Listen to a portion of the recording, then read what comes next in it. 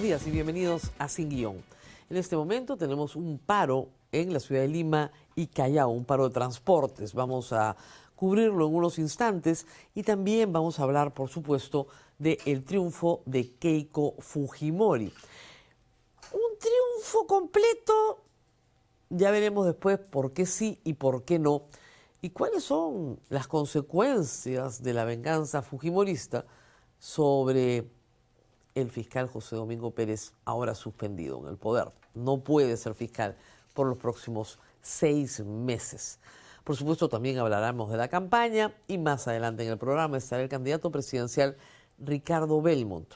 En la segunda hora electoral, por supuesto, 3 candidatos que les traemos todos los días en Sin Guión Electoral. No se olviden de sus likes, por favor, durante todo el programa. Pero empezamos por lo urgente, por el paro. Esta es la noticia que ustedes tienen que seguir. La cobertura de La República va a ser en vivo, está transmitiendo a cada momento cosas que van pasando. Hasta el momento, pocos buses duplican pasajes y las rutas están afectadas en Lima y en el Callao.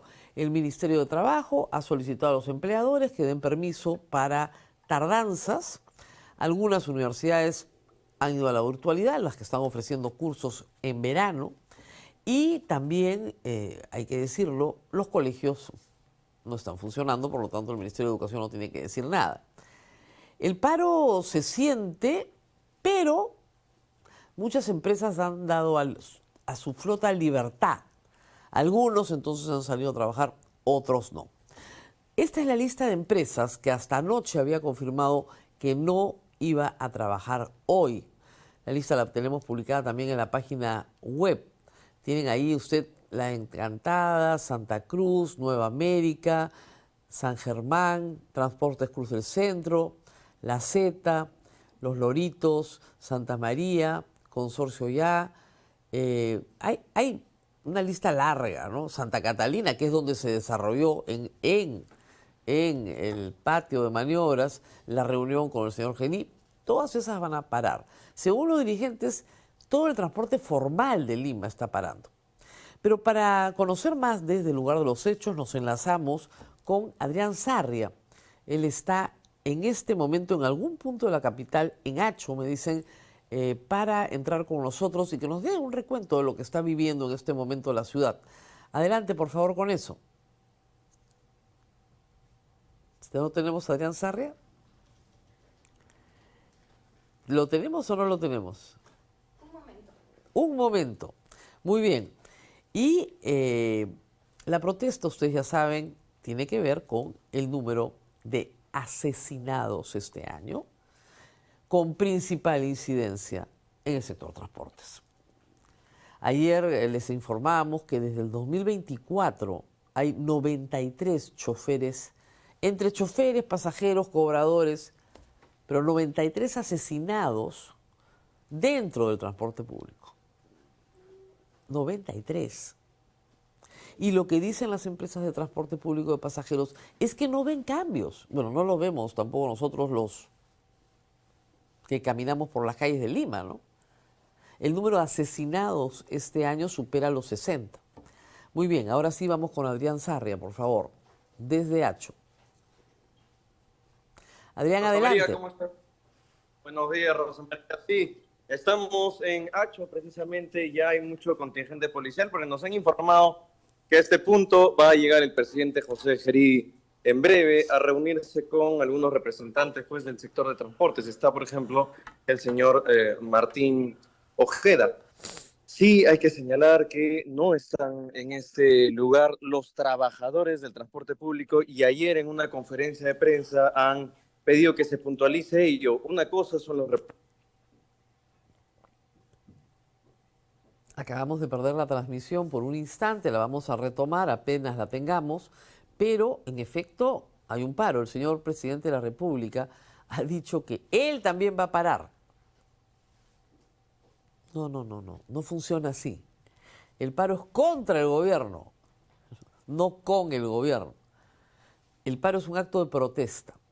Han tratado de insistir mucho que no es un acto político. Miren, todo acto público que reclama algo al Estado, es un acto político, en el mejor sentido de la palabra, no es un acto partidario, eso es otra cosa.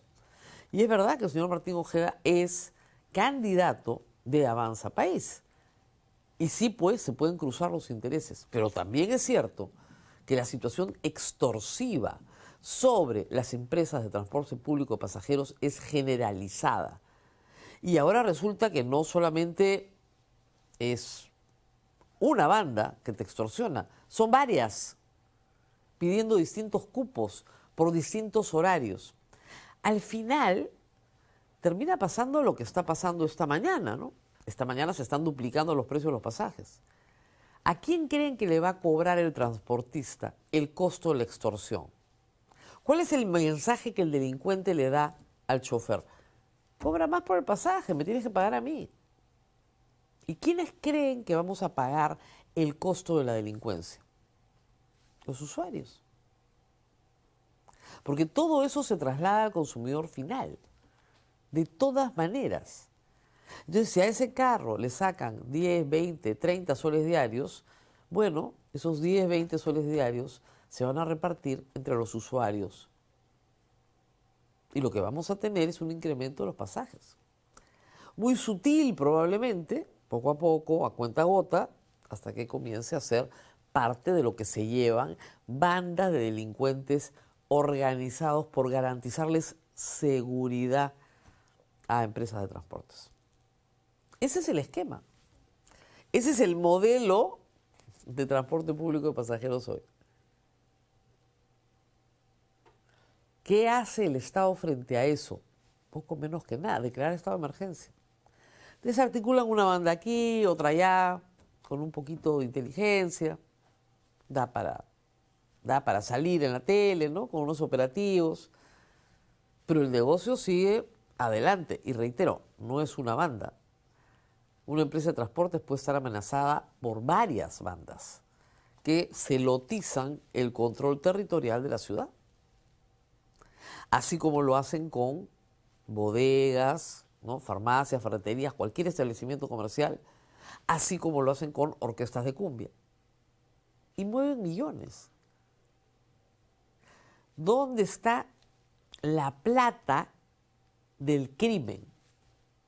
Bueno, el Congreso ha dado leyes para que los que tengan un botín procedente del crimen puedan disfrutar de él con toda tranquilidad, porque prácticamente abolieron las leyes de extinción de dominio.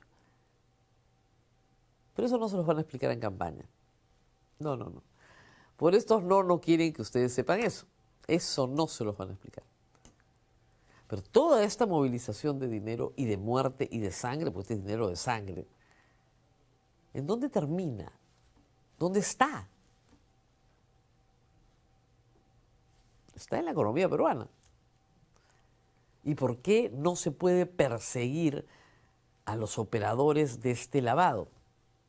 Que pasa por aplicativos, porque la coima se paga con Yape, con Plin, ¿eh? Con transferencias. Y que pasa por bancos y que pasa por compañías de teléfono.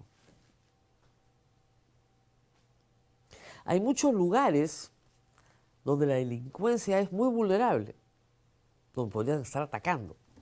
Puntos críticos de la ejecución del crimen que pueden ser fácilmente, ¿no es cierto?, atacados. El señor Gerí va a ir a pararse ahí. Bueno, seguimos con el programa. Vamos a estar en comunicación si es que sucede algo, pero hemos perdido a Dirán Sarria. La comunicación no ha sido buena, lamentablemente, pero ustedes vieron un panorama. Hay pocos buses esta mañana. Ustedes dirán, sí, la gente se perjudica, pero ¿qué culpa tiene la gente? La gente está con los transportistas. La gente no quiere subirse a un bus donde se juega la vida, porque por matar al transportista, al chofer o al cobrador, matan a varios pasajeros. ¿Cuántos casos tenemos ahorita de balas perdidas, de heridos vinculados a estos hechos delictivos? ¿Quién atiende a los heridos? ¿Quién se ocupa de todos los niños que están quedando huérfanos? Que no son pocos. Bien serio es esto para decir que no existe. Mientras tanto, nos vamos a ocupar también del presidente de la República. Ayer presentaron una moción de vacancia contra el señor Gerí y lo hizo el congresista Segundo Montalvo de Perú Libre. Evidentemente, esto es una cortina de humo, ¿no es cierto?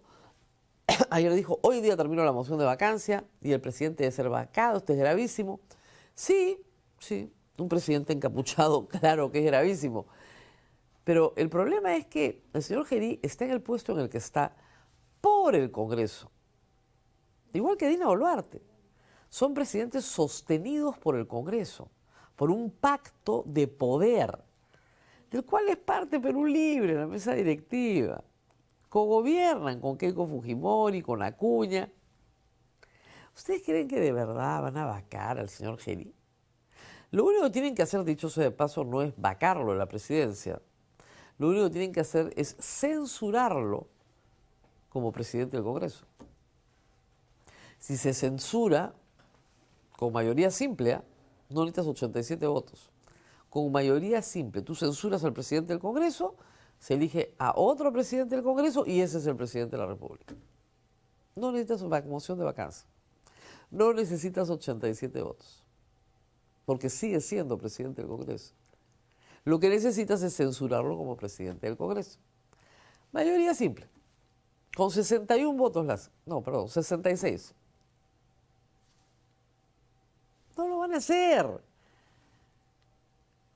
Si el presidente corre encapuchado por las calles de Lima de noche sin rendirle cuenta a nadie, este Congreso no lo va a tocar. Ya lo dijo Fernando Rospigliosi. Lo dijo, si le gusta el chifa, pues hay que dejarlo. El congresista Jaime Quito pidió que se le citara de urgencia para que diera explicaciones. ¿No es cierto? Jaime Quito pidió a la Comisión de Fiscalización, que preside Elvis Vergara, que el señor presidente se presente. Quito pertenece a la bancada socialista, entonces sí que se presente.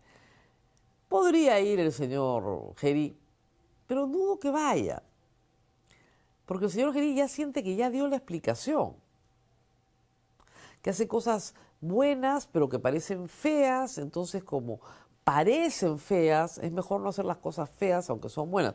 Y luego se va descubriendo que su amigo, el señor Johnny Yang, visita Palacio de Gobierno en fechas recientes, pero, esto es un descubrimiento también de Latina, no colocan su ingreso como al despacho del presidente de la República, sino a otras dependencias.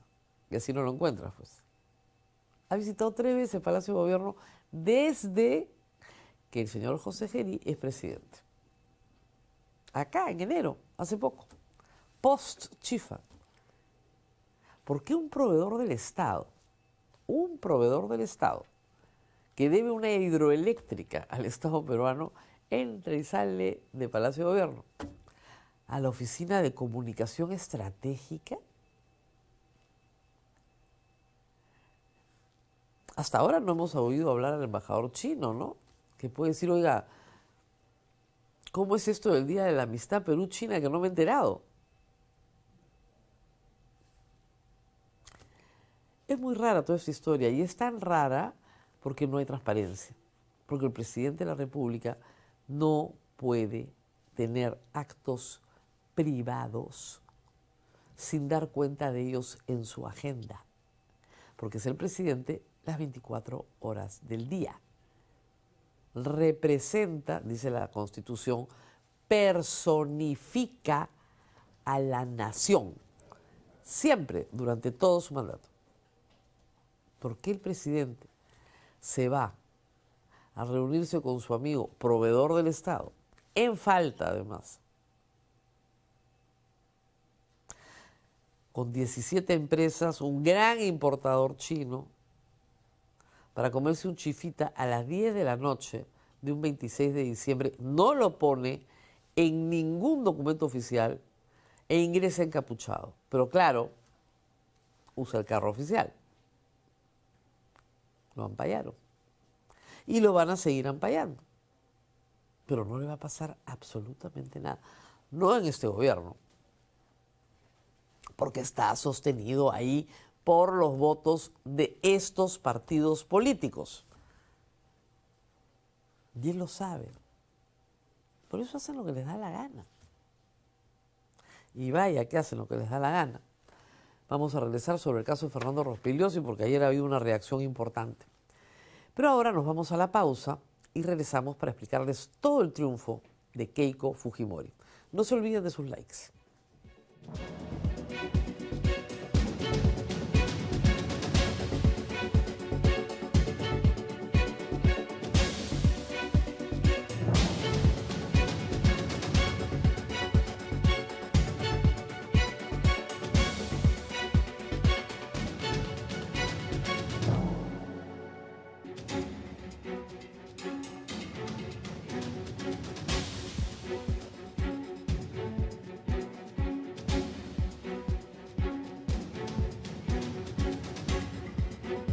Bueno, ayer se anunció un gran triunfo para Keiko Fujimori.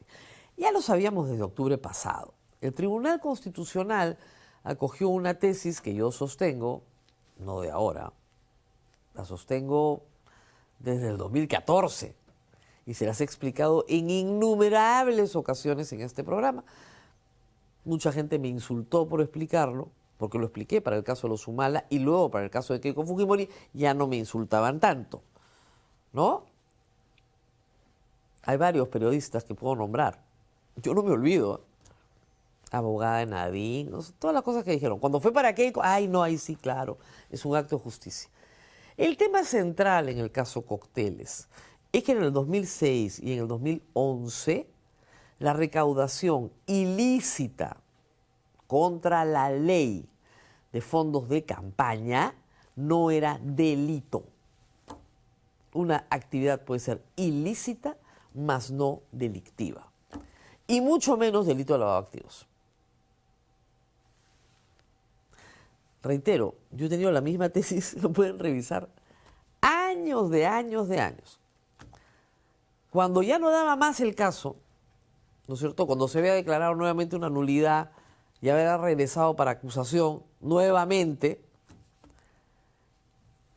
finalmente el Tribunal Constitucional resuelve en un habeas corpus el tema de fondo. Lástima que la Corte Suprema no lo quiso resolver para el caso Humala, pero lo resolvió. Muy bien. Esa resolución del Tribunal Constitucional llega a un juez nuevamente de investigación preparatoria que tiene que decidir cómo la aplica al caso concreto de Keiko Fujimori. Y lo que ha dicho el juez, que era más o menos lo lógico, es: en el caso de lavado de activos, sobreseimiento, es decir, se archiva para toditos los imputados. No hay caso. No hay caso. Porque no hay materia penal. Gran triunfo de Keiko Fujimori. Pero, dos observaciones. La primera, en el transcurso del tiempo, los imputados cometieron delitos para encubrir el delito que le imputaban por lavado de activos en donaciones de campaña. Falsa declaración de documento administrativo, encubrimiento real, desaparición de documentos. Esos delitos sí se cometieron y son autónomos de la recepción de fondos de campaña. Es decir, el delito que se cometió para encubrir el delito que no habías cometido sí es delito. Y en eso el juez ha sido clarísimo. Se reduce mucho el universo de imputados, pero están ahí. ¿Qué va a pasar con eso? Falsa declaración en documento administrativo. Son delitos menores. Encubrimiento real son delitos menores. Y con la fantástica ley Soto, que acelera la prescripción, ¿qué creen? Ya prescribieron.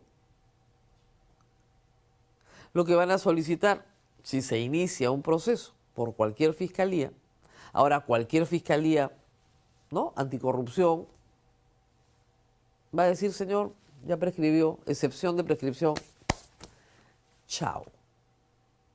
El caso Cócteles para Keiko Fujimori, de verdad, que ha terminado. Pero no, no para Mark Vito, el ex esposo de Keiko Fujimori. Pobre Mark. Todos los videos de TikTok que ha hecho y termina solo. ¿Por qué? Porque el juez sostiene, no sin razón, hay que darle toda la razón, que la empresa de Mark Vito, MB Bienes Raíces, recibió fondos aparentemente ilícitos para negocios inmobiliarios que no se pueden justificar. Su contabilidad no da cuenta, ¿no es cierto?, ingresos, egresos, no da cuenta de un manejo que no sea susceptible en este momento de una imputación. Por lo tanto, Mark Vito y su empresa, la persona jurídica y el titular, todavía seguirán en investigación por lavado de activos. ¿Cuál es la presunción? Que él recibe dinero de la campaña y lo transforma en esta empresa inmobiliaria. Pero eso es un acto autónomo a la recepción de fondos de campaña, que no es delito.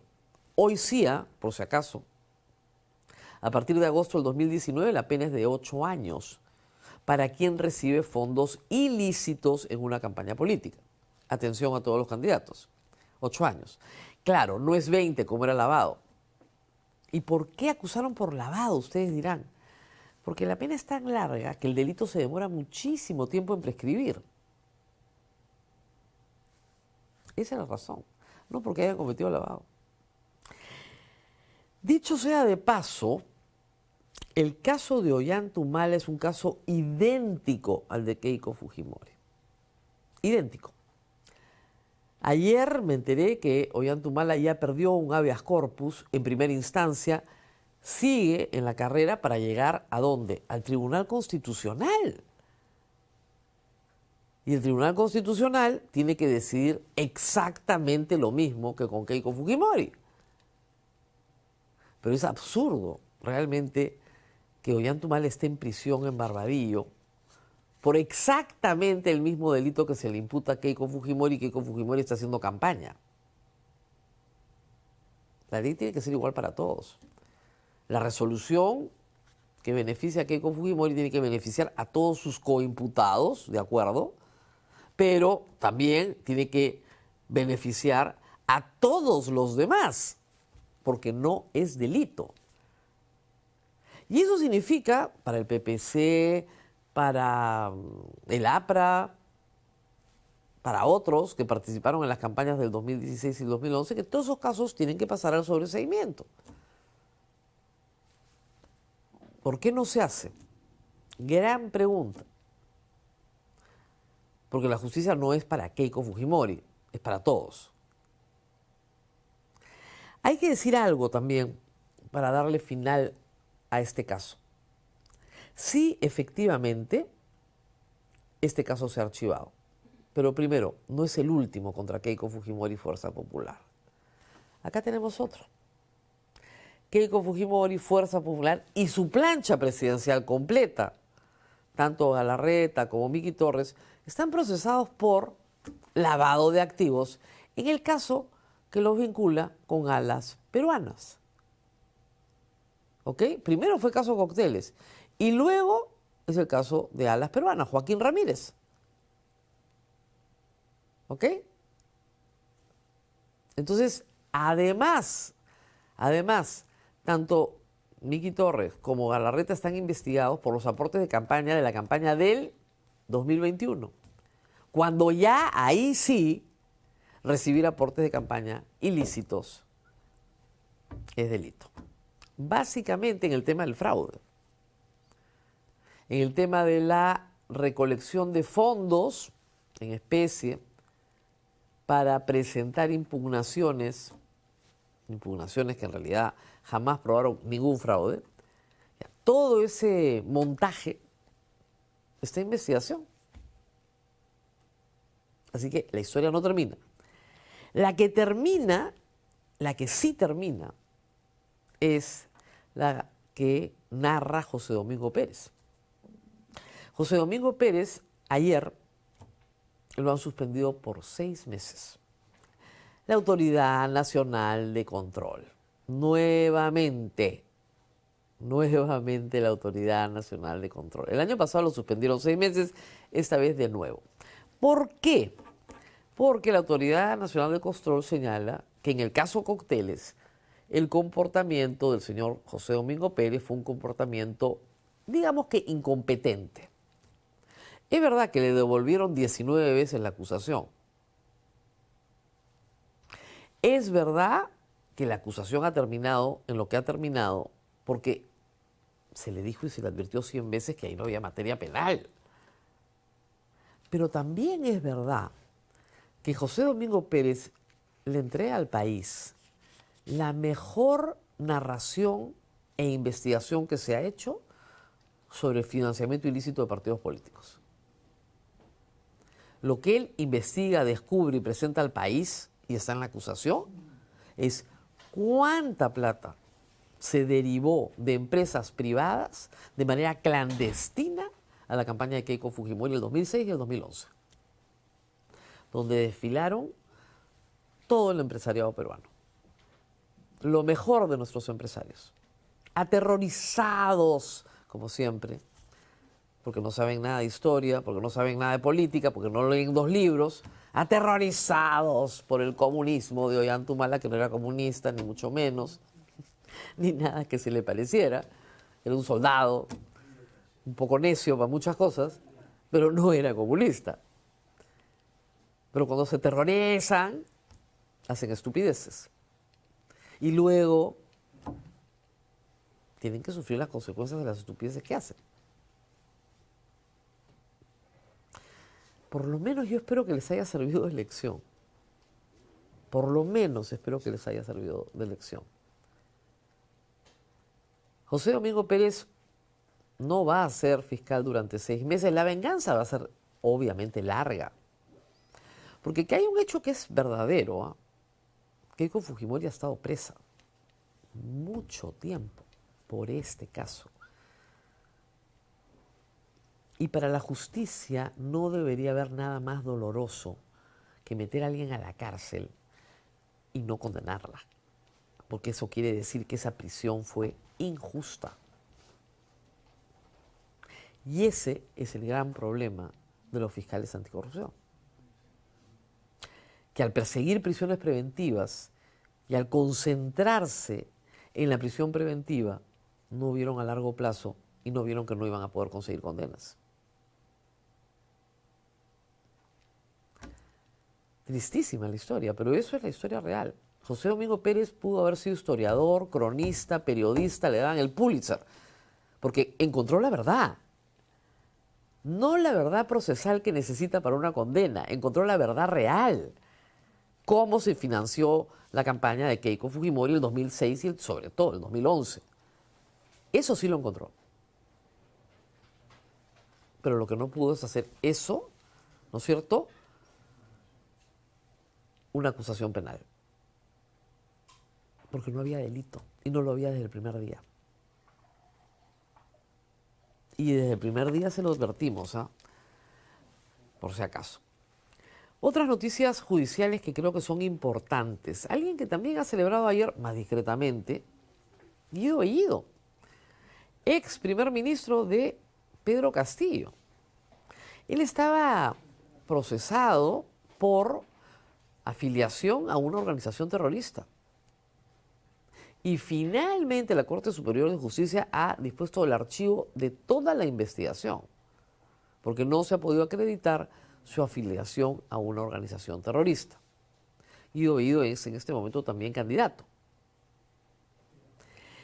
Y finalmente, Fernando Rospiglio, sí lo explicamos ayer, pero ha habido una reacción, por lo menos de la Asociación de los Jueces por la Justicia, que yo espero, y la democracia, que yo espero que sea recogida por la presidenta del Poder Judicial, por Janet Tello.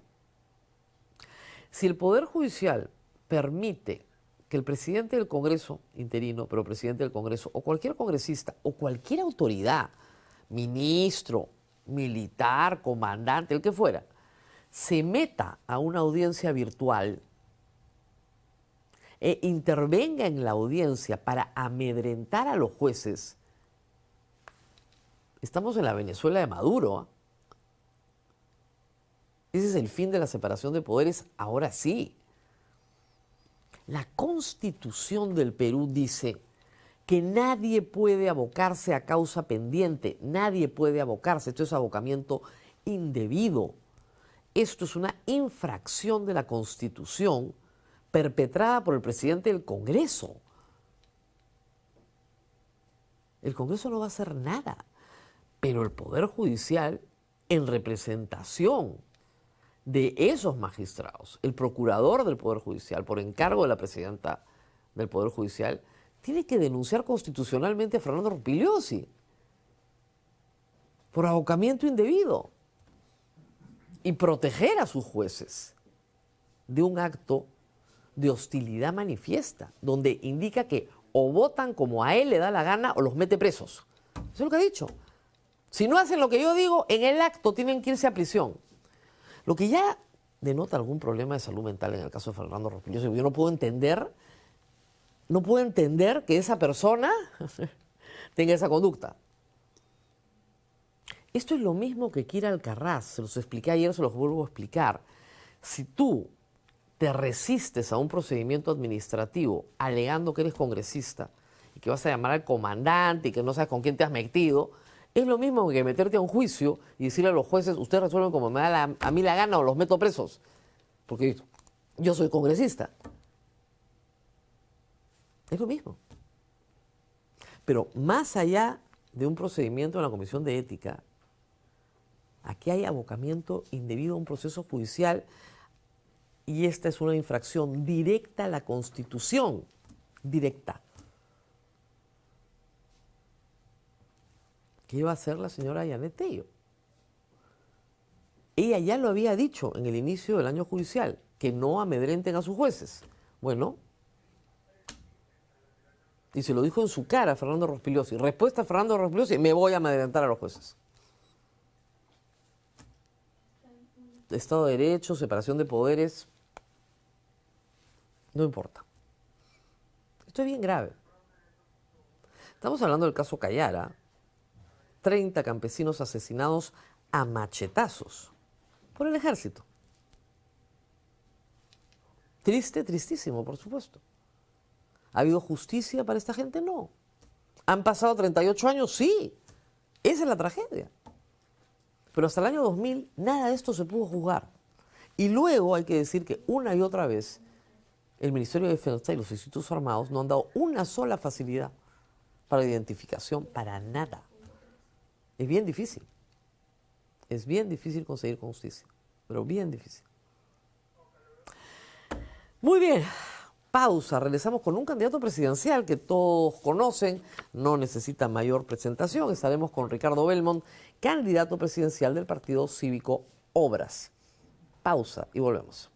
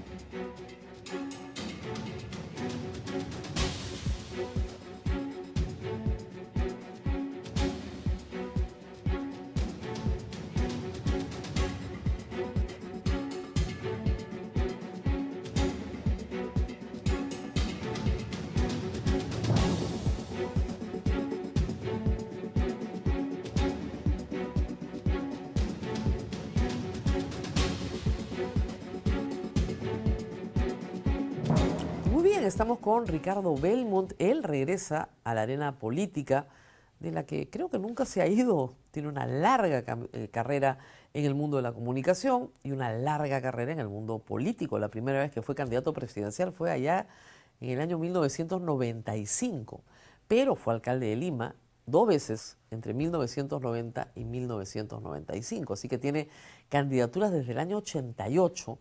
Luego, repito, de una larga carrera en televisión, que ha continuado también en paralelo. Gracias por estar con nosotros. A ti, Rosa María, gracias. Y yo estaba analizando ayer toda la biografía, todos los cargos. Ha sido congresista también, accesitario de Alberto Andrade.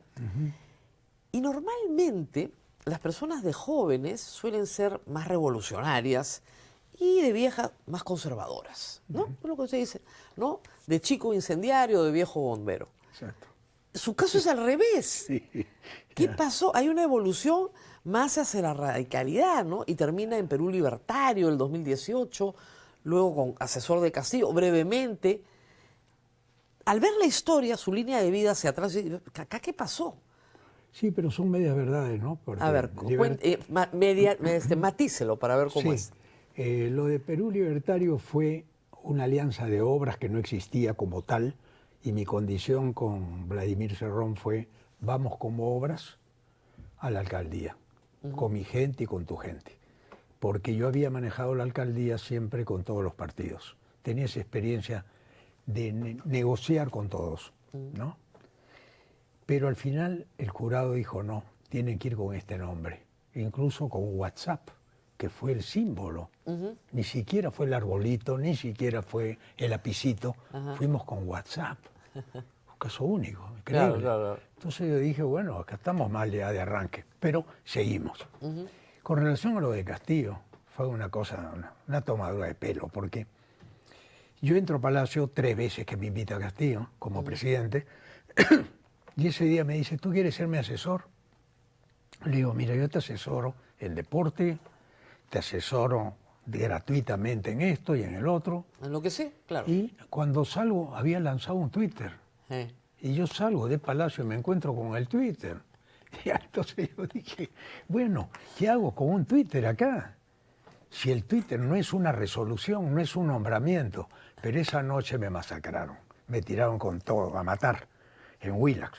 Entonces yo dije, bueno, son las leyes del fútbol, ¿no? Así te patean. Pero la verdad que sea dicha, pero nunca me dieron la oportunidad de decirla. Entonces, cuando las incógnitas quedan, la duda queda, no se siembra un malestar enorme. Entonces, ¿cómo definiría usted?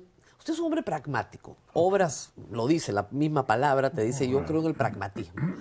Pero, ¿cómo se definiría, si tuviera que definirse ideológicamente, valorativamente? ¿Cuáles son sus valores? Ya, yo nací en un hogar donde teníamos todo, tú sabes, una familia. Pero fui a la Universidad de Lima, salí de la universidad, llamémoslo más pituca. ¿No? Era un pituco, por decirte. Colegio Santa María, Universidad de Lima. Todo el paquete completo. El paquete estaba completo.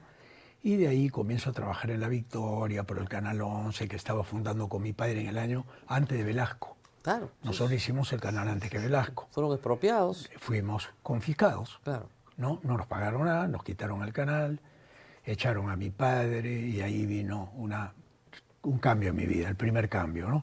Contra las revoluciones y contra las dictaduras. Militares, Después, sobre todo. Exactamente, muy dura, muy fuerte, muy maltratado mi padre, muy maltratado a todos. Entonces yo acababa de salir de la universidad, me acababa de casar y la vida me cambió sustancialmente. Cuando me cambia más la vida es cuando en el año 1985 me cae un balazo de muerte, me dan hasta los santos óleos, estuve gravísimo, me recuperé en el tiempo. Y ahí me cambia la vida. Me di cuenta que es muy frágil la vida y que no hay que preocuparse del tiempo, sino hay que vivir el día.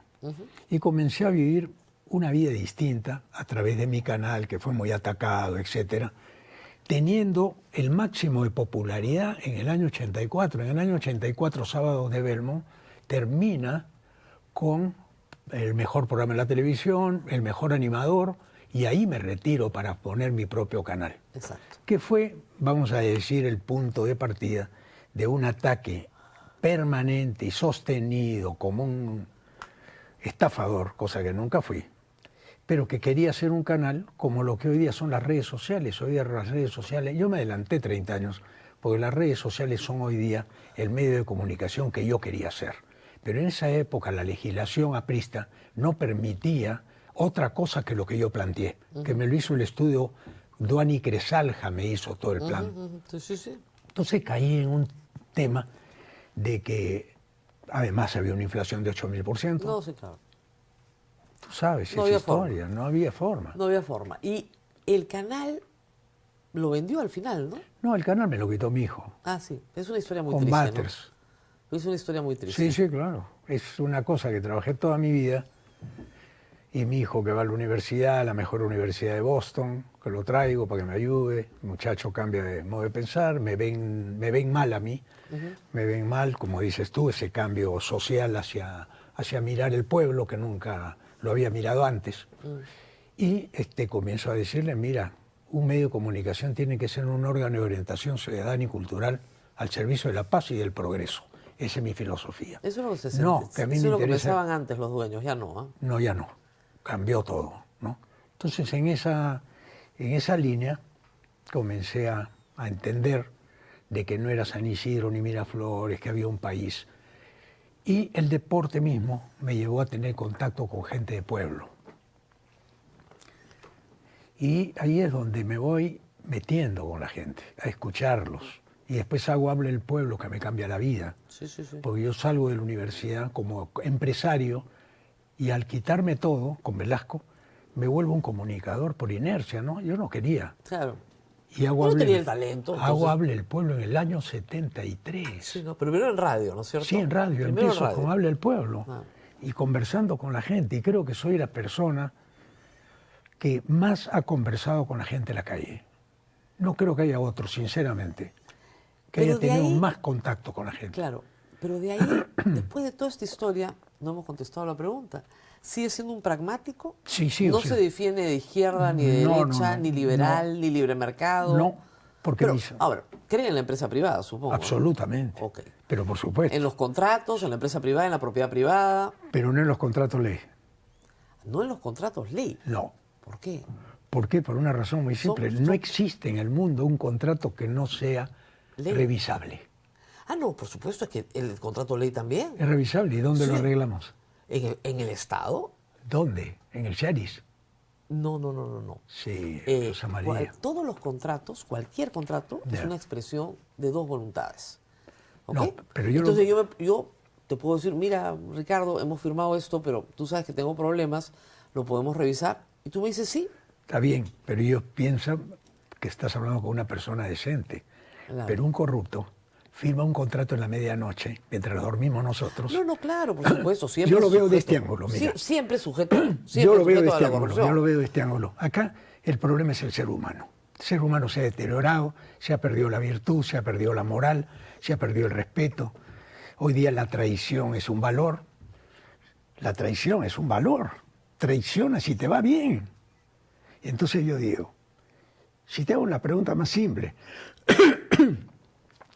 ¿cuántos ministros te acuerdas tú?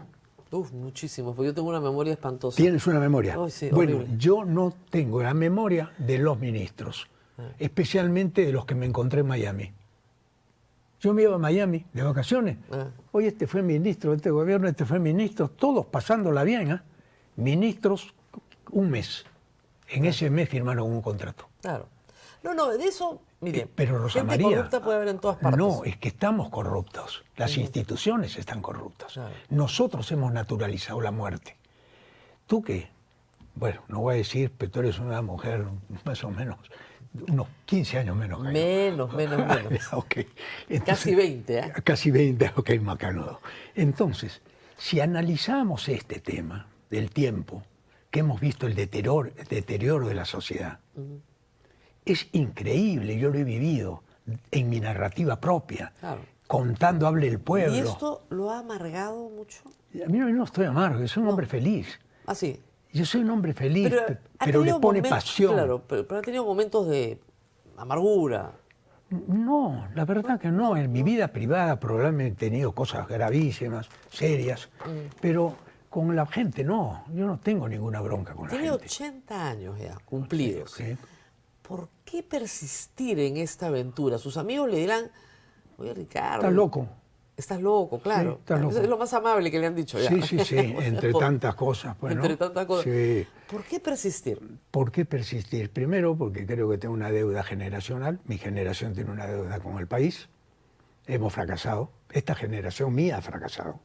Mira, cuando nosotros salimos de la universidad, los 90 alumnos, 80 tenían trabajo a diferentes empresas. Todos salíamos con trabajo. Hoy día no hay industria en el Perú. Entonces tú dices, ¿cómo hemos llegado a creer que el globalismo era lo mejor? Yo también creí en el globalismo. Ya no Yo creo. creí en el neoliberalismo. ¿No creen en el libre mercado ya? No, yo sí creo en el libre mercado, Bueno, eso pero yo creo en la libertad para manejar en la calle, pero no para atropellar en la vereda. Bueno, es que nunca el libre mercado ha permitido que atropelles en la vereda. Pero por supuesto. No, pues, pero por supuesto. Se lo los mon- enseñaron mal. No. El libre mercado parte del Estado de Derecho. Si Perdón. no hay Estado de Derecho, Estoy absolutamente de acuerdo contigo. Dime, ¿acá se respeta el Estado de Derecho? eso es otra cosa. Pregúntale a los que nos gobiernan. Por eso, si no se respeta el Estado de Derecho, no podemos hablar de Estado de Derecho. Se ha perdido el Estado de Derecho. Tú que has estudiado leyes, que eres una mujer preparada en este tema, yo no puedo entrarle al tema de la discusión del derecho. Pero yo he pasado por las brasas. Claro, Yo he del Poder pasado por Judicial. la brasa del Poder Judicial. Mi segunda casa era el Poder Judicial. Un día escuché al ministro, no Su al segunda ministro. casa. ¿Pero por qué lo llevaban tanto? ¿Por qué? Porque Fujimori me declaró la guerra. Ah. ¿Te has olvidado tú? Yo fui un hombre decente hasta el día que me peleé con Fujimori. El día que me peleé con Fujimori fui el ladrón más grande de este país. Entonces, cuando un hombre pierde a sus compañeros en la universidad, pierde a su familia, pierde a sus amigos, entre comillas, y te das cuenta que la prensa ha ejercido a través de una mafia organizada donde se entregaban maletas de dinero comprando a tus colegas. Y yo decía, pero yo trabajé en Panamericana y veo cómo se venden, trabajé en América y veo cómo se venden, ¿qué es esto? Y ahí me di cuenta que Montesinos no estaba comprando conciencias, estaba comprando canales de televisión Completitos. con la gente adentro, ¿Eh? con un bonus. Eh. Vienes, pero con el periodista. Ah. Entonces ahí me di cuenta que estábamos en un país rumbo a esto que es hoy día, un fascismo tremendo, Sí, lo veo donde así. tenemos un presidente que es un niño de 38 años, que no lo contratarían en ningún banco, que no tuvo trabajo antes No. y que es presidente del Perú. Entonces yo digo, señores, ha llegado el momento de no improvisar. Vamos a la experiencia. Entonces alguien me preguntó, mira, y yo te lo voy a dejar a ti. No dejar, porque es mi único... No, es su única copia, ¿no? Es mi única copia, Es pero el mira, plan de trabajo del fíjate, el proyecto famoso este de fue el Lima. plan metropolitano de Lima a 20 años. ¿sí? Y se Entonces, cumplió, ¿no? Bastante bien. no lo cumplieron. Ah, no le puedo creer. Yo lo dejé de 90 al No, dar- pero los presupuestos sí, o sea, el tamaño de la población, todo eso pasó. Este es un estudio que lo hizo mi amigo, el difunto Espinosa Bellido, que era del PPC. Entonces él me dijo, Ricardo, yo me encargo de esto. Hicimos un plan a 20 años, que si se hubiera cumplido hoy, Lima sería hoy día la ciudad de los 1000 tréboles. Claro. De los 1000 tréboles. Y, te lo digo con toda franqueza, estaban licitadas las obras. Ya no se Pero usan Fujimori, mucho los perdón. tréboles. Ya no se usan mucho los tréboles. Hay más soluciones ahora más No, modernas. mira, ¿no? manda Miami. Yo fui a Miami, me acuerdo la primera vez, a hacer televisión allá con Julio Iglesias, habían 4 puentes. No, pues, Hoy pero- día hay 200. Claro, pero es una ciudad pensada para carros. Y ya está. Tenemos que tener una ciudad pensada para peatones. Está bien, el peatón es primero. Claro, La bicicleta es después. claro. Pero después viene el carro. Pero primero, no. Y después viene el viene transporte motorizado, No, no, de transporte masivo. masivo. Tiene que ir arriba, después Está del bien, peatón. está bien. La parte técnica ¿no? Sí. no es mi fuerte. No, es que la parte técnica los contratas, como decía Bedoya. Los técnicos se alquilan. Fíjate una cosa, cuando yo hice el trébol, Muy buena obra, además. Pero yo no la hice, la hizo Beco Espantoso y Bandigos. Claro. ¿Por qué? Porque un día me llama Beco Espantoso, que ya falleció, que fue uno de los grandes ingenieros, y me dijo, Ricardo, acabo de desempolvar esta obra que si la haces, te doblas. Y le digo, ¿qué cosa es esto? Este es el trébol diseñado por Eduardo Rego y por Belaúnde hace 20 años. Y le dije, ¿por qué no lo hacemos? Depende de tu decisión, depende de tu decisión. Pero ¿sabes qué es lo más importante de esa obra? Sí. Los puentes peatonales. Mira, todo fue importante porque Pero ¿qué pasa? Que le da gran movilidad a la gente. nosotros habíamos creado una ciudad circular Claro. para que la gente circulara por fuera y entrara a Lima por Exactamente. dentro. Hoy día es al revés. Ha Es un- implosionado implosionado Lima. hacia los costados. Ha implosionado Lima. Tenemos una pregunta del público que van entrando al switcher. ¿Sería más rápido arreglar esta constitución o una nueva asamblea constituyente hacer una nueva? Le pregunta el público. Mira, yo siempre creía que había que cambiar esta constitución. Y la cambiaron. Ya la cambiaron. Toditita. Por eso pues, ya la cambiaron. Claro. Han hecho la labor ellos que se oponían Exacto. inicialmente. Yo pienso que ahora la situación del Perú está tan rota en sus instituciones que basta de improvisaciones. Yo no quiero decir voy a hacer esto porque no estoy en el caballo. Lo que creo es que basta de improvisar. En 10 años, 8 presidentes, todos presos, congresistas cuestionados, que se pasan de un partido a otro. No hay amor a la camiseta, no hay lealtades. Entonces, cuando yo peleo por esto, no peleo porque quiero ganar, sino porque quiero terminar mi vida haciendo lo que suele hacer un deportista que le gusta terminar su carrera jugando por la selección peruana. Muy bien. ¿Y este es su la metáfora. último baile? Yo creo que ya no hay más. Este es mi último baile. Este es el último baile. Sí, sí. Tengo una hija de 17 años. Pienso en ella. ¿Una hija de 17? Sí, claro. Pues chiquilla. Por eso. Entonces, de mi segundo matrimonio, ¿no? Entonces eso lo mantiene joven. Me mantiene joven. Pero no, Eso, es que sí. todavía tiene que hacer que la chica se logre, o sea que falta. Sí, sí. Mis nietos son mayores que Que su, mi que su hija. hija. Sí, ¿Cuántos hijos llegó a tener al final? 5. 5. Y esta es la menor. Esta es la menor, que recién salió del colegio Ajá. y me dio mucha pena me dio en la graduación, cuando cada chico daba sus palabras, el 90% dijo, me voy del país. Sí, es terrible. Tiene toda la razón. Cuando escuché eso, yo dije, yo me voy a quedar para que mi hija se quede. Yo quiero que ella se quede, que quiera esta patria, que la conozca, porque para querer a alguien tienes que conocerlo.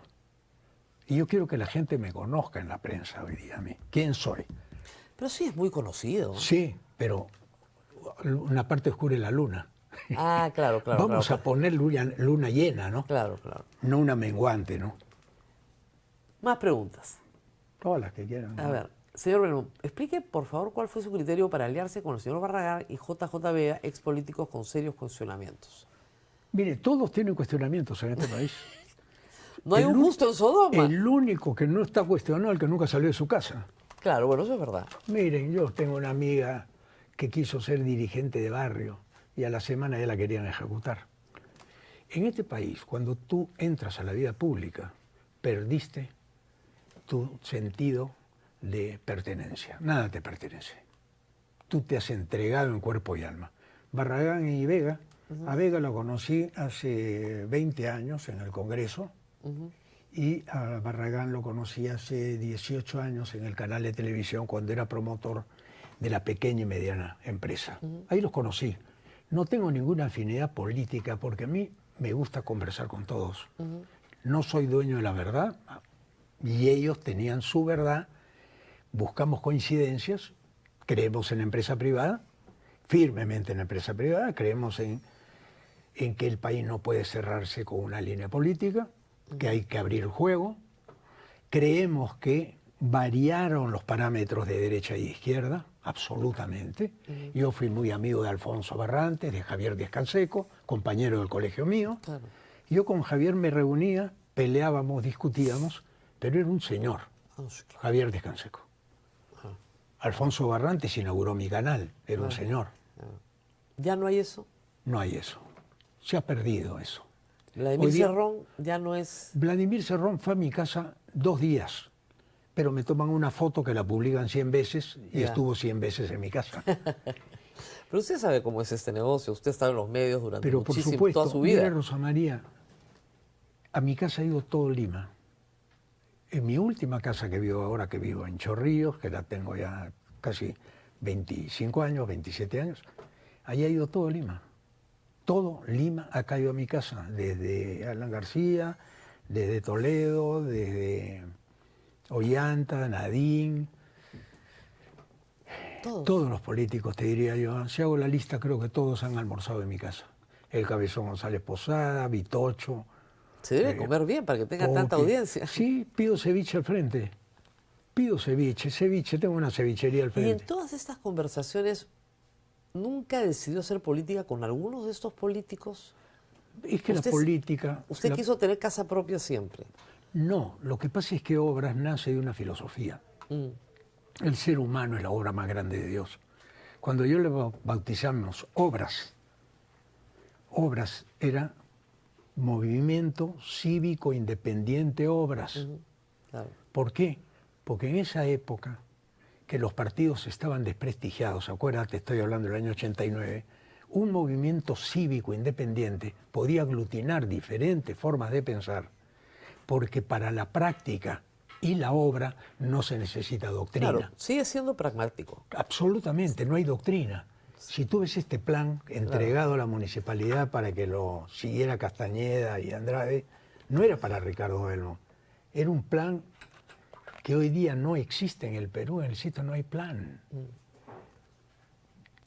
Tú eres deportista, he escuchado que haces tu deporte también. Hago lo que puedo. Ya, ok. Yo soy deportista. Para tú llevar adelante una gestión deportiva tiene que ser un plan. O sea, tus objetivos tienen que estar claros. Si no, está fregado. En el Perú todo es improvisado. Basta de improvisaciones, basta de discursos nuevos con palabras viejas.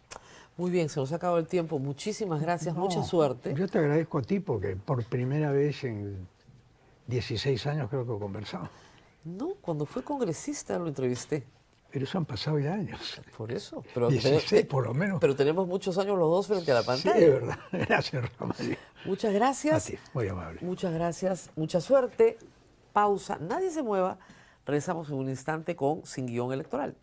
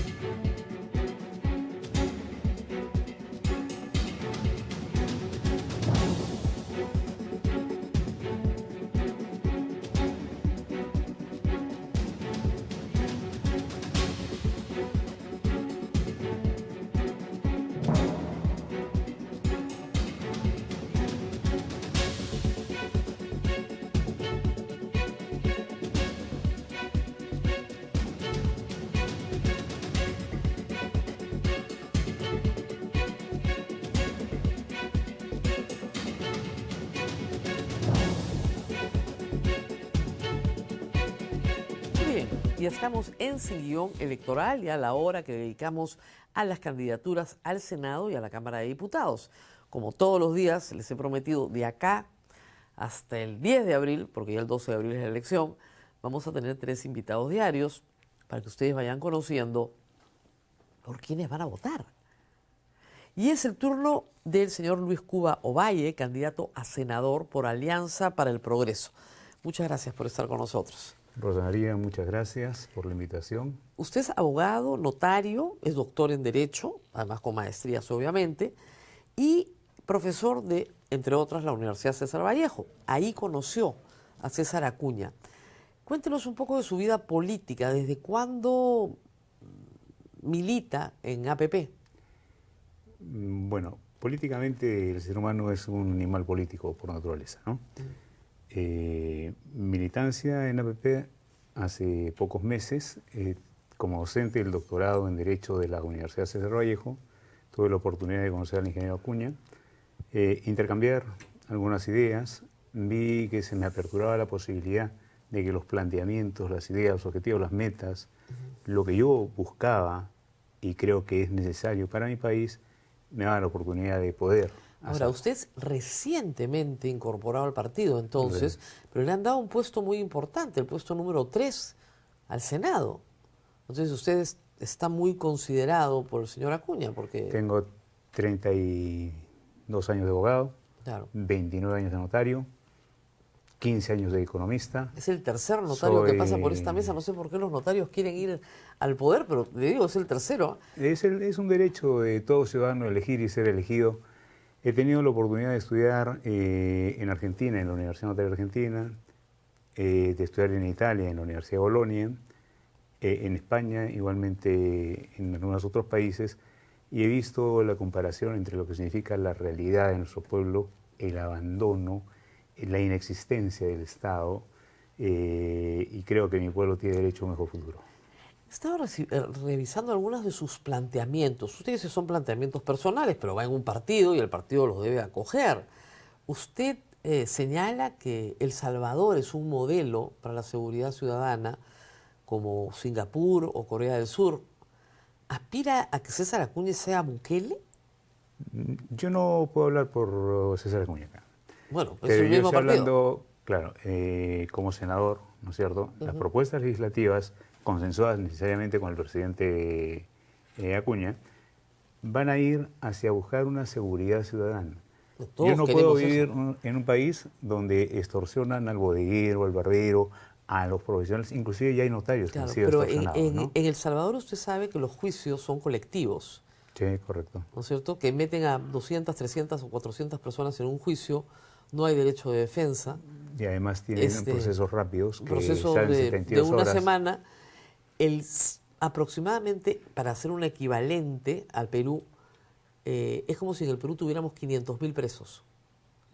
El equivalente, Ah, en el macro, claro. claro, ¿no? Al tamaño de población, hoy día tenemos 100.000. Es como si usted mañana tuviera 500.000 de personas presas para ser como El Salvador.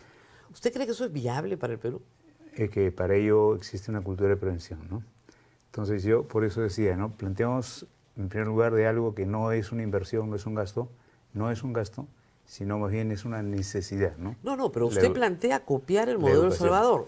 Ellos tienen una cárcel donde tienen el equivalente, si lo extrapolamos al tamaño de la población del Perú. El Salvador es del tamaño de Lima Ica, o sea, no es más que eso. Sí. ¿No? Tiene menos de 5 millones de habitantes. Pero si nosotros tomamos la población del Perú y la extrapolamos al número de presos, que ya creo que están en 100.000 en El Salvador, estamos hablando de 500.000 de peruanos presos. Y si hacemos una comparación con Singapur, donde hay más millones de personas que en el Perú, las cárceles están vacías. No, ¿Por qué? no hay en Singapur no hay más de 32 millones de personas. ¿Eh? No, pero Es una ciudad-estado. las sanciones que hay en Japón, Claro, que hay en pero Singapur, en que hay en Singapur, Corea, que pero hay en usted China, entenderá son que bastante drásticas. Claro, sí, y pero es no hay- un terror para pero el no hay delincuente esta- cometer a un ver, delito. En Singapur, durante muchísimos años después de la Segunda Guerra Mundial, tuvieron que construir un país desde los escombros, Así es es, verdad, correcto. pero lo construyeron de una manera autocrática. Ahí no hay democracia. Dice que también en El Salvador no hay democracia, dicen, ¿no? Pero ¿Le parece que hay respeto por los derechos humanos en El Salvador? No. La gente está muy contenta de poder salir a la calle, pero claro, tiene 2 hijos presos, que además probablemente son inocentes. Claro, porque bueno. de eso después se discute. Yo no he dicho exactamente que quiero copiar el modelo de Bukele, ¿no? Bueno, Yo he dicho está que en su página web. es un ejemplo, Claro. ¿no es cierto? Y A hay que seguir. tomar lo bueno de la política que ha hecho carcelariamente. Y luego quiere cosas novedosas. Quiere que el tipo penal, sicariato, que es un tipo penal que está en nuestro Código Penal y que tiene un tratamiento penal, se homologue con el tipo penal de traición a la patria, que es un tipo penal que se usa para otra cosa. ¿Por qué? Porque traición a la patria en nuestra Constitución admite, en caso de guerra exterior, pena de muerte.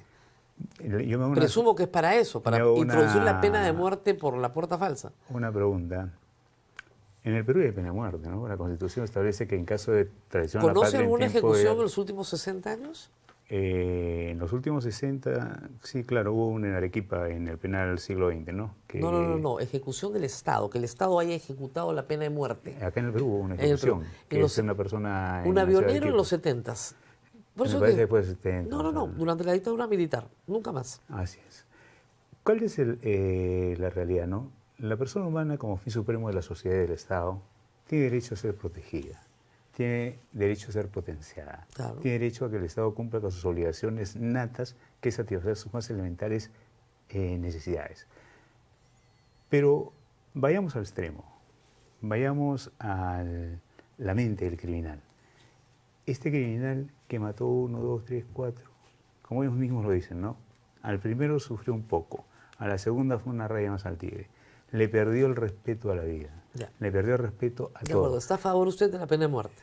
Eventualmente, yo lo que en este momento es agravar las penas, modificar el Código Penal para establecer sanciones mucho más drásticas. Las penas ya son altísimas. Hay perpetua para muchas cosas en el Perú. 35 años y 25 años para gran mayoría de cosas. Entonces hay que, No es un incremento de fortalecer, pena. hay que fortalecer el Poder Judicial, hay que fortalecer el Ministerio Público, hay que fortalecer la Policía Claro, Nacional. pero Algo está fallando ahí. usted quiere que el sicariato sea traición a la patria. La verdad de las cosas No es parece que una propuesta muy jurídica, le digo, para una persona que tiene un doctorado en Derecho. Quiere modificar un tipo penal para asignarle otra conducta, sería- para que a su vez se pueda instaurar la pena de muerte. existe terrorismo urbano. No existe eso. No, ya en la doctrina existe el terrorismo urbano, ¿no? Entonces el terrorismo urbano, ahora en el Si caso todo de se llama terrorismo y si todo se llama traición a la patria, entonces mejor derogamos el Código Penal y todo es terrorismo y todo es traición a la patria. Entonces el peculado es traición a la patria, el terrorismo, el robo es terrorismo y ya está. eventualmente es una imagen objetiva.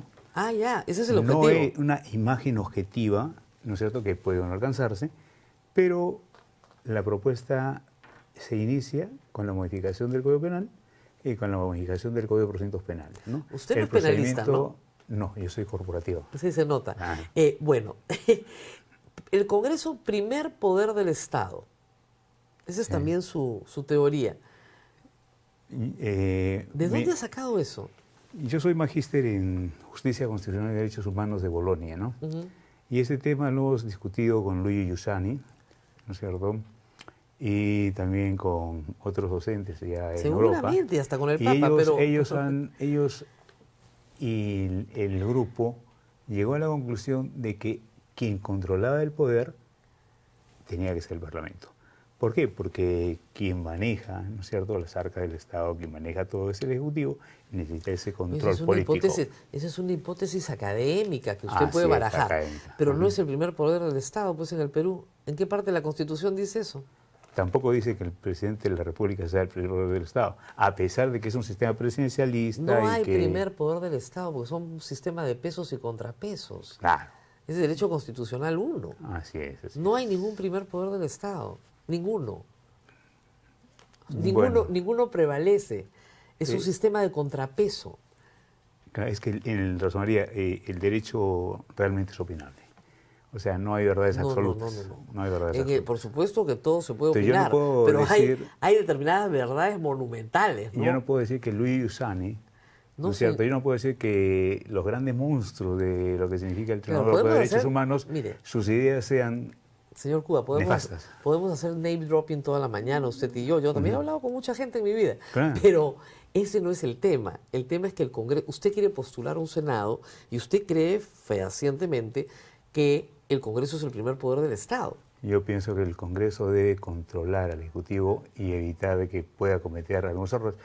Hablamos de 24 millones que se van por corrupción, malversación, peculados, concusiones, ¿no es cierto?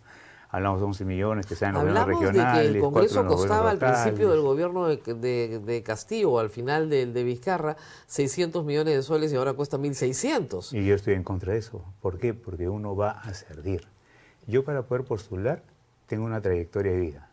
Soy un hombre de familia, tengo 6 hijos, soy un hombre de fe, soy un hombre libre y de buenas costumbres, y después de más de 30 años de ejercicio profesional, cuando ya tengo yo mi respaldo, decido poder aportar a mi país. De esa manera es que yo deseo postular, porque yo no necesito ganar un sueldo. Claro. En cambio, si yo voy a ir a ganar un sueldo o a enriquecerme, va a suceder lo que sucede, ¿no? No solamente 12, 14, 16 sueldos, gratificaciones, bonificaciones, asignaciones y demás beneficios. ¿Ha visto usted en el primer mundo, ¿no? Suecia, Noruega, Dinamarca, los que menos ganan son los parlamentarios? Así es. Bueno, preguntas del público. ¿Qué errores concretos reconoce APP en su actuación del Congreso actual y que harían distintos si vuelven a tener poder legislativo? Lo que ha aprobado APP, contrariamente a lo que usted postula en su página web, son leyes pro crimen. ¿Qué otros errores, o si de repente usted dice que no son pro crimen, bueno, qué errores reconoce? Lo que ha aprobado APP lo ha hecho en un momento determinado de la historia, ¿no? Ajá. Yo vengo en este momento y yo vengo a luchar mis ideas tanto al interior de la bancada como en el Congreso y a convencer la necesidad de que el Perú tiene derecho a salir adelante y que estos señores que tienen ese beneficio de la prescripción, La ley Soto porque era presidente del Congreso o no sé qué es cosa. el candidato a la vicepresidencia actual de su lista parlamentaria. Yo no puedo pronunciarme, ¿no es cierto? Sí, ese es su candidato. Es un hecho objetivo. Pero el señor Soto si haya habido va como candidato a la vicepresidencia de César Acuña. La ley tiene su nombre porque él, como presidente del Congreso, se benefició con esa ley. Fue el primero. Yo pienso que Lucho Cuba va a ir al Congreso a prestigiar el Congreso. Ya sé, pero no va a ir a desprestigiarlo, porque yo sé en este momento que ir al Congreso es ganar prontuario. Yo lo que quiero es ganar prestigio y dejar a mis 6 hijos bien posicionados en mi país. Claro, está muy bien. Yo Ahora, tengo 5. si hay errores, por número de hijos me gana por uno, pero mire, el tema no es el número de hijos que uno tiene. El tema acá es que APP ha aprobado una serie de leyes que benefician a APP en procesos judiciales. Al partido. Bueno, o a al las señor personas. Soto. Es que es una persona. Claro, que Y esa resulta que es el norma candidato a la se vicepresidencia. puede modificar, derogar. No quieren, han tratado. El Poder Judicial les dijo que en una primera razón que es inaplicable. No es un Volvieron solo, a insistir, son 2 leyes Sotos. Por eso, en el Congreso no solamente hay una bancada, ¿no? Entonces yo pienso que la bancada de APP, la que va a ingresar ahora, ¿no es cierto? He tenido la oportunidad de discutir de conversar con el ingeniero, al cual agradezco la invitación que me permita participar, es modificar todos los errores, sacar del camino a todos los que han cometido errores graves Pero como mochar sí. sueldos, Claro. o esta ley de amnistías, Pero hay varios etcétera. mochasueldos de APP. Pero son errores que lo han cometido personas determinadas cuya responsabilidad es individual. Vamos a cambiar la pregunta. ¿Por qué el público debería confiar en APP después de todo lo que ha pasado? Yo creo que César Acuña es un hombre que ha salido de abajo, que ha logrado demostrar una capacidad de gestión al gestar las universidades que tiene. No, bien por él. Y Es aparte un hombre de eso, rico, que Dios lo bendiga. Pero... Sí, pero es un hombre rico que se ha hecho de abajo, ¿no? Lucho Cuba tiene la idea de venir a mejorar el Congreso, de que realmente la Cámara del Senado sea una Cámara reflexiva, que promueva leyes de calidad, que haga realmente ese control, que ponga freno a veces a ese ímpetu de la juventud que tiene la Cámara de Diputados. Pienso que el Senado es una necesidad en este Estado constitucional moderno. Así que yo creo que desde el punto de vista de nosotros, de lo que es el Senado y de lo que es el candidato, es trabajar por el desarrollo, el crecimiento, la seguridad, la educación, la salud y el progreso del Perú. Ahora, he escuchado al ingeniero Acuña todo este poco tiempo, ¿no es cierto?, y tiene buenas intenciones. Él nunca ha sido presidente. No, mire, en esta mesa buenas intenciones, no sabe la cantidad que tenemos. Nosotros, las Está buenas empedrado, dicen también, ¿no? El camino del infierno está empedrado de buenas intenciones. Señor Cuba, muchas gracias por haber estado con nosotros. Nos tenemos que despedir. Buena suerte. Candidato número 3 al Senado por Lima. Usted no es Senado Nacional, sino Lima. Del partido APP. Pausa y regresamos en un instante. Nadie se mueva.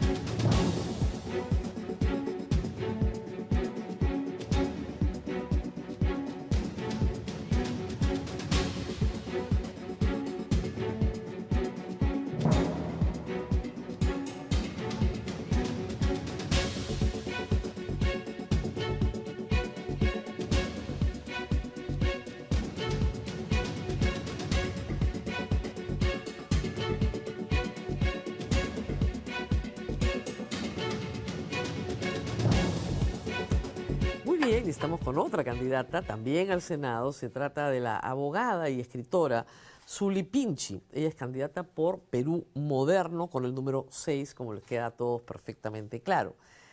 Muchas gracias por estar con nosotros. Yo no la conocía personalmente, ayer he tenido que hacer una investigación sobre su biografía para tener todos estos datos. Y en efecto, usted ha estudiado Derecho, tiene 2 maestrías, pero también se ha dedicado a la escritura, pero también se ha dedicado a la asesoría política, entiendo, Sí. de lo que he podido ver. Usted estuvo casada, no, sigue casada con Miguel del Castillo, está separada de él, pero sigue casada. Su suegro es Jorge del Castillo, entonces ha tenido bastante cercanía con el partido aprista. Pero luego fue por protagonista de este famosísimo evento de Mi Bebito Fiu Fiu, porque usted es la autora de la letra de la canción que se inmortalizó en esos días.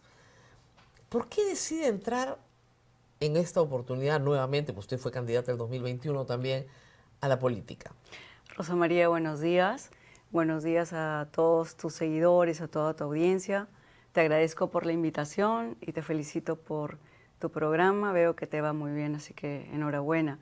Mira, he escuchado atentamente y de verdad que eres una periodista real, ¿no? Porque el periodismo de verdad investiga y se encarga de informarse. Pues bien, yo entro en política, creo, desde el momento que me caso con alguien que también tenía pretensiones políticas. Que también candidatea, además. Sí, precisamente estuvimos juntos en la campaña del 2014, cuando iba para alcalde de Barranco. He ayudado a un suegro, Jorge del Castillo, en varias campañas, cuando hemos vivido en Pero usted España, está cuando hemos estado separada acá. hace muchos años, Estamos ¿no? separados hace algunos años, todavía no sale el divorcio, así que pido al juez de familia que por favor actúe con celeridad. Mira, sí, el tema de la política me apasiona. Llevo 20 años como directora de la ONG Solidarios ABC y eso me ha permitido, fuera de cargo público, poder tener una cercanía con el pueblo, poder tener empatía con las necesidades básicas y poder hacer trabajos para ellos. Tanto así que en el año 2014, después de 6 años de trabajo, con un equipo, un gran conjunto de líderes y de profesionales en economía, en derecho, en medicina, pudimos sacar el reglamento 29662, que es muy importante porque ayudamos a más de 150.000 familias a que no siguieran muriendo de cáncer por el uso y por estar cerca, además, del asbesto, que es un mineral cancerígeno. Bueno, usted ha dicho claramente que no tuvo una relación sentimental con Martín Vizcarra, ¿verdad? Muy interesante Porque tu pregunta, lo que ha dicho Rosa es María. que él la llamó, ayer estuve mirándola en otras entrevistas, que él la llamó a pedirle ayuda para la organización de su partido Perú Primero, ¿verdad? Y que usted no tiene una relación sentimental con ese señor. Muy interesante tu pregunta, Rosa María, y te la agradezco. Yo nunca tuve nada con el señor Martín Vizcarra. Nunca en mi vida lo tendría tampoco. Es un ¿Por hombre qué? casado. Porque soy una persona que tiene preparación académica. A mí me ha contratado mujeres en política, hombres en política, importantísimos, no solamente de Perú, también de Europa. Sí, y cuando las escuchaba personas ayer te contratan que les asesores en sus campañas, tienes que hacerlo. Terminamos el partido, la campaña del partido Somos Perú, donde yo conocí a Martín Vizcarra. Éramos compañeros de la misma lista. Exactamente, usted postulaba en Somos Perú. Y luego él decide constituir un nuevo partido, nos invita a todos los abogados que él consideró que podían tener alguna capacidad interesante y que le podíamos trasladar nuestros conocimientos y ayudarle en la constitución de su nuevo partido. Eso ha sido todo, ha sido un vínculo laboral, un vínculo de asesoría, de ayudarle con ese nuevo emprendimiento que tenía. Ese chat de mi bebito Fiu Fiu, ¿era una broma entre ustedes? Bueno, ¿eres mi bebé? ¿Mi bebito Fiu esa Fiu? frase es la única que yo creo que ahí ha sido ya una especie de ajo, cebolla y condimento, pero todo lo demás, en efecto, es real. Es un poema mío, se llama Las noches que te soñé. Lo publiqué en el año 2014. Sí, claro, Pionono de Se Vitrina. hizo el poemario Pionono de Vitrina, que además fue el libro más vendido en la Feria Internacional de Lima 2022. Y todo el resto del contexto de la letra es mi poema, Las noches que te soñé. Y claro, la partecita de tú eres mi bebé, mi bebito Fiu Fiu, ya es un poco, yo creo, la comedia, darle el lado simpático al tema, Pero, ¿no? no, yo sé, pero usted le escribe a una No, persona, nunca. a un asesorado en general del mundo entero, a los que tiene por todo el mundo, tú eres mi bebé. A la única persona que yo le he escrito eso en mi vida Ajá. ha sido al único esposo que he tenido, porque también me han dicho mucha gente en reiteradas ocasiones que me he casado 2 veces y yo solo me he casado 2 veces con el mismo hombre, por la ley civil y Ah, ya. por la ley ¿No tuvo religiosa ante matrimonio Dios. anterior? No, nunca en mi vida. Tuvo una pareja anterior.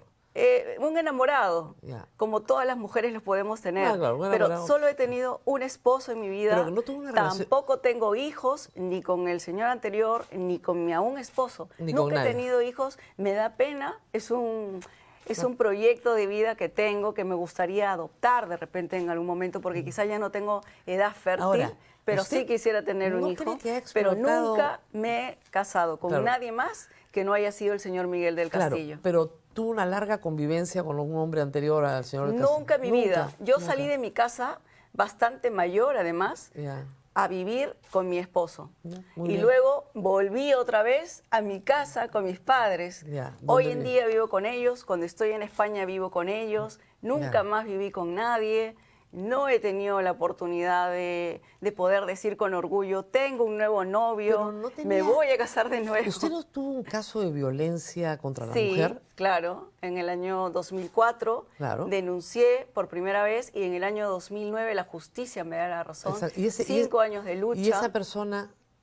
¿quién Nunca era? me casé yo con él. No, yo sé, pero tenían una convivencia, algún tipo. Enamorados, una relación de 9 meses de Ah, ya. enamorados. Exactamente. Esa fue la razón por la confusión. Esa debe ser la razón de la confusión. Claro, de repente han pensado que un enamorado fue esposo mío, pero no, Claro. no, nunca hubo más allá. Pero de yo un recuerdo simple el caso enamoramiento. encontré el caso de violencia familiar, por eso se Sí, lo fue un pregunto. caso bastante sonado porque Sí. es una sentencia emblemática. Por primera vez en el Perú, un hombre era privado de su libertad por haber golpeado a una mujer, por haber cometido el delito de lesiones graves en contra mía. Así que generó un gran precedente para Exactamente. que luego otras mujeres pudieran denunciar y que ya ese digamos, ¿cómo decirlo?, el tabú de poder denunciar ya no sea algo de vergüenza, algo Ahora, de temor, y que se aplicara ahora, realmente la el- justicia el efectiva. escándalo con Martín Vizcarra, que deriva en esta canción, otra persona hubiera sido un poquito más tímida, pero usted no, usted lo ha aprovechado como escritora. Entonces reeditó Pionono de Vitrina para que se vendiera en la Feria del Libro. Me ha traído esta novela muy divertida que se llama La campaña del amor. Me la acaba de leer, prometo leerla.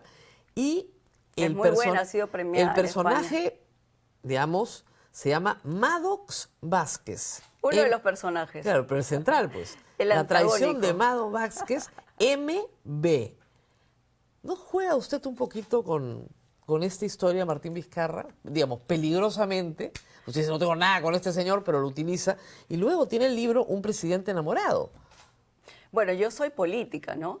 Ya. El presidente enamorado también evoca un poco un político enamorado de la democracia, enamorado de su país, enamorado de querer salvaguardar a sus Ahí conciudadanos. hay personajes, hay un amor. Bueno, los Es una personajes mujer- siempre Una están. mujer que se enamora de dos candidatos a la presidencia, no uno, sino dos. También es una mujer que tiene hijos, que está casada con un colombiano, yo me he casado con un peruano y no tengo hijos. Claro. Siempre hay ficción cuando una persona Claro, escribe, pero y juguetea escribo un desde hace poco 20 con- años. Yo ¿ah? sé, yo lo sé, pero juguetea un poquito con esta idea de... No, pero claro, uno toma un poco de lo de su experiencia, ¿no? Un 10%, y el resto, pues, es ficción, imaginación, Y creatividad. todavía no me cuenta es la de todos los que ¿por qué le escribimos. escribió a Martín Vizcarra, eres mi bebé, mi bebito A eso fifiu"? yo nunca lo hice. ¿Ah? Nunca hice eso en mi vida. ¿Nunca lo escribió? No, eso lo han inventado. Yo ¿Quién le he puso? escrito el poema. No. Esa frase alguien la ha inventado. ¿Pero no estaba en un chat? No, ese chat no existe, al menos conmigo nunca ha sido. ¿Usted Es nunca le dijo, imposible. eres mi bebé? Nunca en mi vida le he dicho mi bebé a nadie que no sea mi ex esposo. Ya, escúchame, te espero en el hotel, nada de esas cosas. Nunca en mi vida. ¿No se reunió con él en un hotel? Nos hemos reunido muchas personas del partido, porque Ya. éramos las personas que le ayudábamos en la nueva constitución del nuevo partido que él tiene. Le ayudábamos a generar la convocatoria en las distintas provincias que, por ejemplo, tiene Cusco. Claro, estaban en el Cusco, en Sí, un hotel.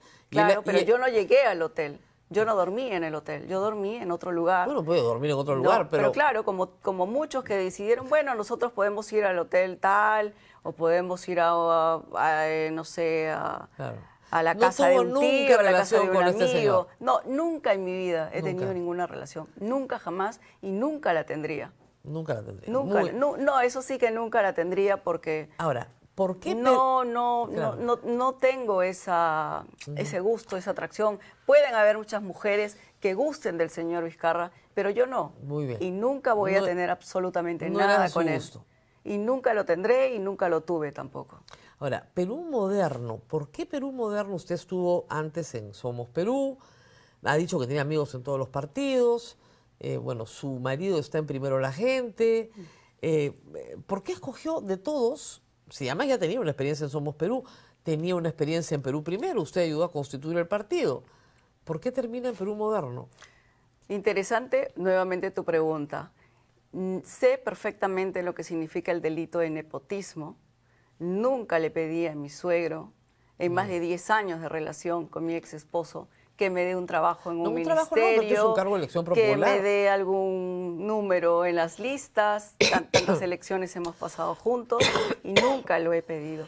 Tengo ahora a mi ex esposo también de candidato, nunca le he dicho, oye, ya pues, dame un espacio, ponme ahí, dame el número ponme, 2. No, pero usted tiene su currículum, ¿no es cierto? Y concursa con otros en unas elecciones internas, porque hay que tener elecciones internas de alguna manera. Pero también hay un vínculo Porque acá todavía en Perú- y yo seguiría, Claro, yo pero- caería ya, y pero- haría que la otra persona Ya, cometa pero- el delito de nepotismo. ¿Y en Perú Primero y en Somos Perú? Yo nunca me inscribí en Perú Primero. Entonces, si yo supuestamente tengo un vínculo con alguien, sentimental además, ¿por qué no me inscribí inmediatamente en su partido? Yo nunca me inscribí, ni siquiera para decir, no, se afilió, se pelearon, se desafilió. No, nunca me inscribí porque lo tuve siempre claro. Yo iba ahí a trabajar, a ayudar y a hacer junto con los demás abogados lo que nos Pregunta. ordenaban y lo que nos pedían. Tengo una pregunta, Por otro pues, lado, sí. nunca me inscribí en Somos Perú, me Te invitaron. invitaron. Me invitaron a ver el trabajo que estaba haciendo yo en crisis sanitaria, en donde nadie salía a la calle y donde yo me arriesgué a ayudar a todos los colectivos vulnerables de las zonas norte y de las zonas del cono sur de nuestro país, en este caso de Lima. ¿Cuáles son sus propuestas concretas de llegar al Senado y cómo las cumpliría, nos dice Miguel Albújar? Tengo varias propuestas, pero te voy a hablar de alguna para que se pueda desarrollarlo. Tengo Mundo Joven y Reactivación Empresarial.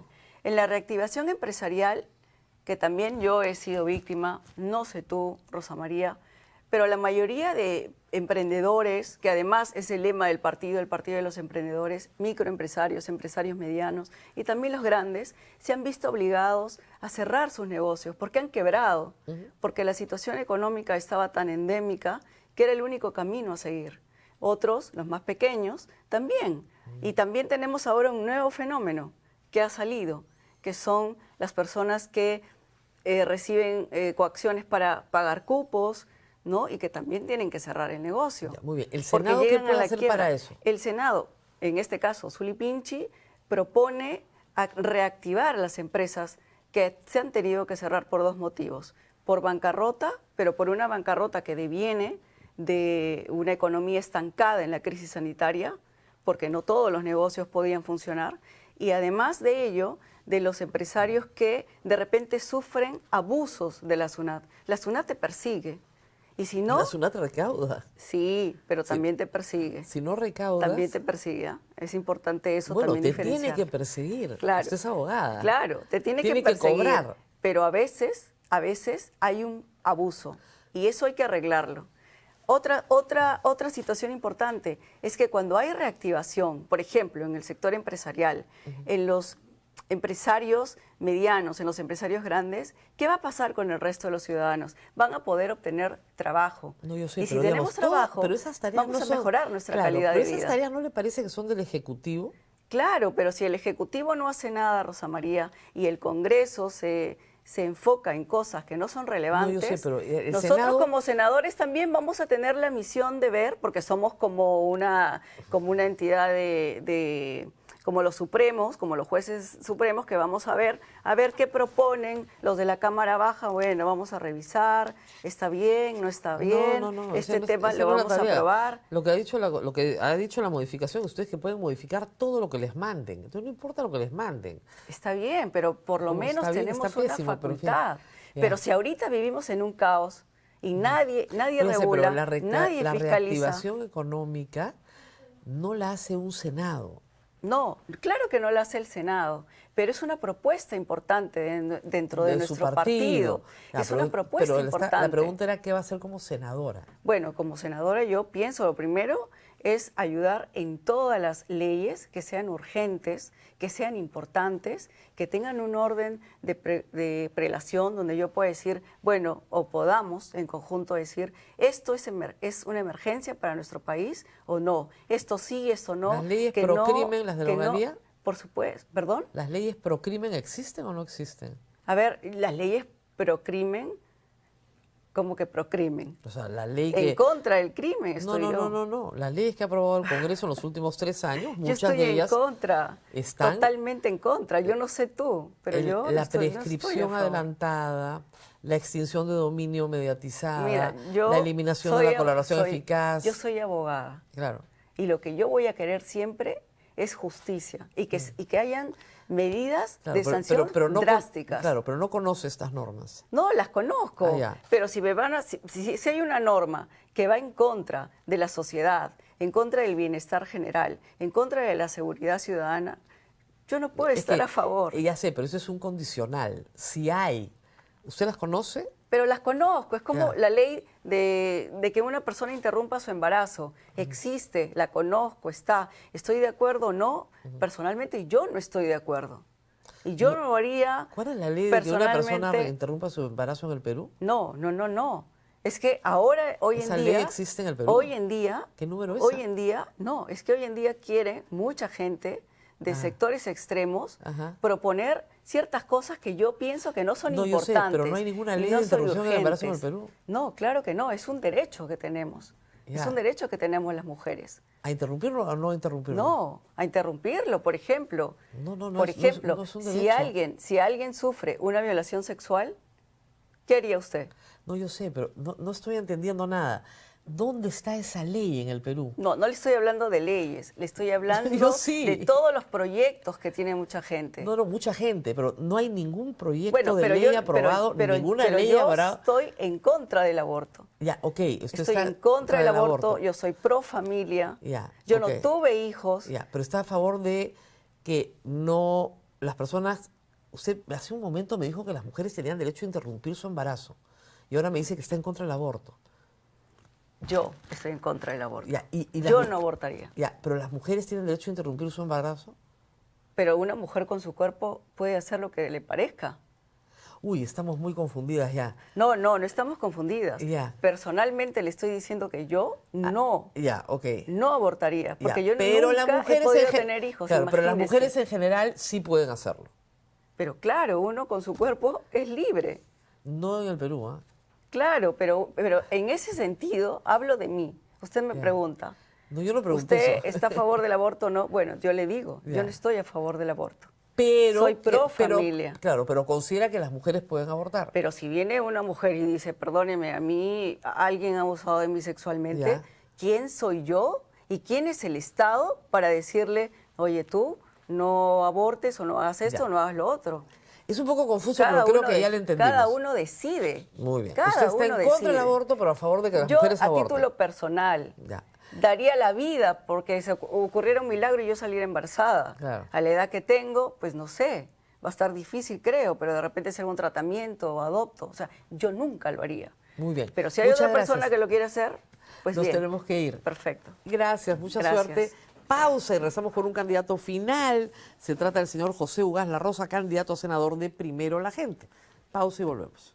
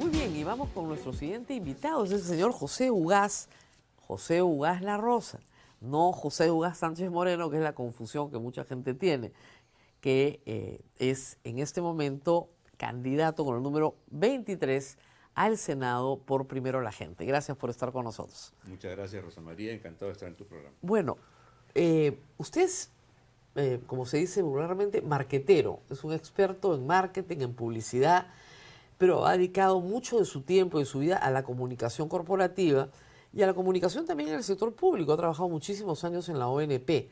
Entonces tiene una larga experiencia en el sector público, pero hoy está en el sector privado.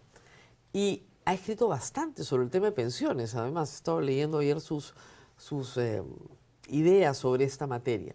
Así que empecemos por ahí. Si llega al Senado, usted propone una reforma del sistema de pensiones en serio, que considere el problema demográfico, que considere que viene, ha dicho así, lo estoy citando, un tsunami social.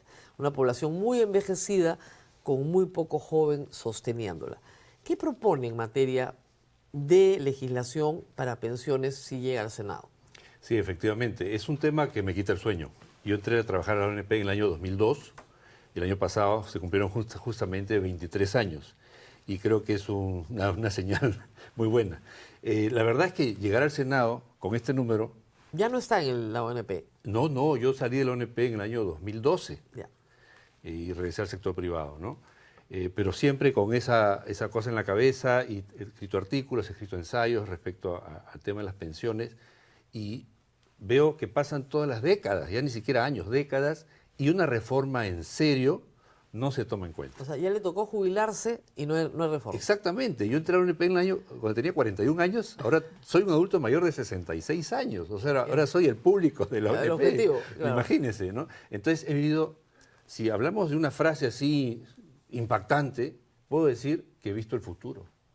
Lo he visto todos los días, los 11 años que he estado en la ONP, he visto el futuro de esos niños que nacen ahora y que después de 65 años viven una tragedia. Esa tragedia yo traté de aliviarla todos los días dentro de las posibilidades que tenía como funcionario. Ahora, y la institución también, pero lamentablemente no se puede desarrollar, ¿no? A ver, del mismo cuero se hacen todas las correas.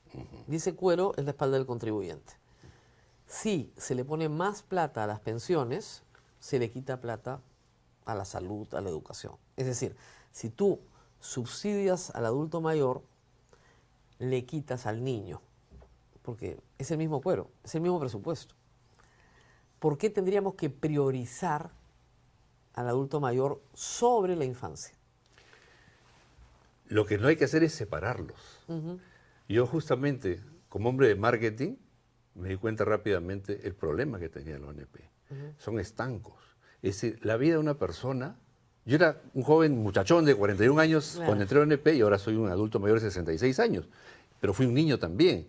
Entonces, mi propuesta central es desarrollar una nueva visión de los adultos mayores y establecer qué acciones y con cuánto tiempo vamos a cerrar la brecha entre esa visión y la realidad que tenemos. Usted proponía que se generara ahorros desde la infancia para la vejez. ¿No es un poquito extremo? Es decir, que un niño cuando nace se le asigne un patrimonio o se le asigne algo por parte del Estado que se proyecte 60 años para que sirva para su vejez. Bueno, no solamente lo propuse yo, digamos, no es una iniciativa mía, viene de Alemania. Alemania, siendo un país desarrollado, se le está viendo, como se dice, a cuadritos para poder resolver el tema del envejecimiento, que es una constante en el mundo, es algo irreversible. Y ese es el tsunami al que yo me refería. Es esa ola, no es que si vendrá, no vendrá. Todos vamos a vivir más. Nos va a golpear como país. Y si Alemania y Europa en general, que es un continente rico, que tiene ahora, es un continente viejo también, con toda la economía de bienestar que ha podido generar y otorgar beneficios importantes en salud, en pensiones, ahora no se puede. Nosotros vamos a llegar a ser un país viejo dentro de muy pocos años sin haber pasado por ser un país rico. Ahora, tenemos otra discusión que creo que es anterior, es la idea de que cada ser humano tiene que hacerse responsable por sí mismo, salvo aquellos que por alguna discapacidad muy grave no puedan hacerlo. Por lo tanto, ¿no es mucho mejor que, como en el sistema de los Estados Unidos, cada uno ahorre para su vejez como quiera? Lo que pasa es que en el Perú las reformas hacen que los sistemas no conversen entre sí. Cada uno- Ese es el problema. Claro, yo he decidido que no voy a aportar a ningún sistema de pensiones. ¿Por qué? Porque voy a comprarme un departamento, voy a invertir en una maestría, voy a ganar más y yo voy a invertir todo lo que he ganado y yo no le voy a pedir plata al Estado. ¿Ah? No le pido al Estado nada. Lo único que le pido es que me deje gozar de mi plata. Nada más. Exacto, ese fue el principio Claro. por el que se crea, digamos, como una alternativa a los que quisieran invertir en una AFP, por ejemplo, ¿no? Pero fue obligatorio. Pero es obligatorio. Claro, exactamente. Entonces, Yo no quiero que me obliguen a esa ahorrar. plena libertad sería ideal. Sí. Yo soy una persona que viene del mundo privado y del marketing, que más liberal que eso no puede haber. Ya. Entonces, pero el problema está que la experiencia internacional demuestra que la gente no tiene cultura previsional. Tiene más. O Mire, trasladada, el 80%, trasladada- del país no tiene pensión ni va a tener. Exactamente. Hemos diseñado un Y sistema. yo no veo gente pidiéndole al Estado que le dé una pensión. Hemos diseñado un sistema Así siempre me decían, para es la que- formalidad. Es que el Estado se va a tener que ocupar. ¿Cuándo se ha ocupado? Así es, exactamente. Pero ni en la pandemia. Claro. ¿Cuándo se ha ocupado nosotros? Entonces, ¿qué va a hacer como senador? Sí. Quiero aclarar que, o sea, el que haya trabajado en la ONP Ajá. me hizo darme cuenta del problema. Claro. No es que estoy proponiendo un pro ONP. No, yo lo sé, yo lo sé. Tampoco un pro AFP, a pesar de que sí creo en el principio del sistema privado de pensiones, que cada persona pueda, digamos, aportar a un fondo individual y Claro, con la pero rentabilidad mire, suficiente genere. Eso de que no hay cultura previsional es bien relativo porque el 95% de los asegurados en AFPs llegan a los 65 años y sacan todo su fondo. Y es lo más inteligente que pueden hacer. En este momento, claro. Racionalmente y económicamente. Yo ¿ah? lo he hecho. Lógico. Yo lo he ¿Para hecho. qué lo va a dejar? Así es. O sea, mire, es bien sencillo para los que nos están siguiendo. Si yo tengo un millón de soles, porque trabajé toda mi vida, ¿ya? Ese millón de soles yo lo puedo conservar y le saco una rentabilidad de 5%. 5%. 50.000 soles al año. ¿Ok? Más o menos 4.000 soles mensuales con los que puedo vivir. Y conservo el fondo. No he Así es. tocado el capital. Claro. En cambio, si lo dejo en la AFP, me van a dar 5.000 soles mensuales. Pero se comen mi fondo hasta que se acaba. ¿Por qué lo voy a dejar en la AFP? O sea, racionalmente no tiene lógica dejarlo en la AFP. Es lo que no se entiende. Claro. Ahora bien, ¿qué propondría como senador? ¿La libertad absoluta? No. No, qué pena. No. Lamentablemente, el Estado va a tener que tener un periodo de transición que pueda, justamente, en base a esa oferta, a esa promesa los que que dio. están en la 1990 y la 2530 hay que seguirles pagando, obviamente. Hay que darles, claro, una Obviamente. protección. El problema está en que la oferta alternativa que había no cumplió con la promesa, ¿no? O sea, primero que fue diseñada para una sociedad que tiene una altísima formalidad, que no es nuestro caso, al contrario. O sea, los sistemas, tanto ONP como AFP, están diseñados para el empleado asalariado, que se le descuenta todos los 20%. meses, exactamente, ¿no? Es un poco menos, 13% en el caso de la ONP, 10% en el caso de la AFP, más las comisiones, más el seguro. No le doy el descuento. Es de la PA, población. De la PA, Claro, por supuesto. 80% no tiene nada. Así es. Nada. Y no reclama nada. Claro. Y no juegan en el partido. Y aún, digamos, solamente en el caso de los asegurados, los que tienen cobertura previsional, se crea el sistema privado de pensiones hace ya más de 30 años para que las personas puedan tener derecho a una pensión. ¿Cuál era la cobertura previsional en esa época? 30% de la población. ¿Cuál es la cobertura previsional ahora? 30%. En 30 y tantos años no se ha... ¿Por qué el Estado no ha podido exigir? Pero no puede exigir. Pero debería, porque yo trabajo en marketing y no me pueden hablar que pensiones es un tema de mercado. No estamos hablando de chicles, no estamos hablando de gaseosas, no estamos hablando de galletas, estamos hablando de las pensiones. Entonces, y además que está en la Constitución, dice, el Estado garantiza el libre acceso a la salud y a las pensiones. Claro. Entonces, el Estado puede delegar, perfecto, Ajá. pero tiene que tener una supervisión, una regulación Pero la tiene. adecuada. Pero tendrá regulación, pero la supervisión no lo sea. La supervisión de la SBS. Es supervisión de la SBS. Yo, por ejemplo, Tiene una división, Superintendencia de Banca y Seguros y AFPs. sí, y claro, están ahí las instituciones. Y la ONP es una institución completa supuesto, que claro. se regula a sí misma. Así es, así es. Entonces, ¿cuál es pero, la falta de regulación? Más bien sobra regulación. Yo, por ejemplo, si hubiera sido regulador o Ajá. miembro de la SBS, yo hubiera eliminado un pecado de origen que tiene el sistema para mí como comunicador. Y es muy, muy fuerte lo que voy a decir. Lo he dicho a través de terceros, porque yo no tenía, digamos, pero ahora lo digo directamente. El sistema está diseñado para que se le descuente al trabajador el 10% de su sueldo y que vaya a su cuenta individual de Exacto. capitalización.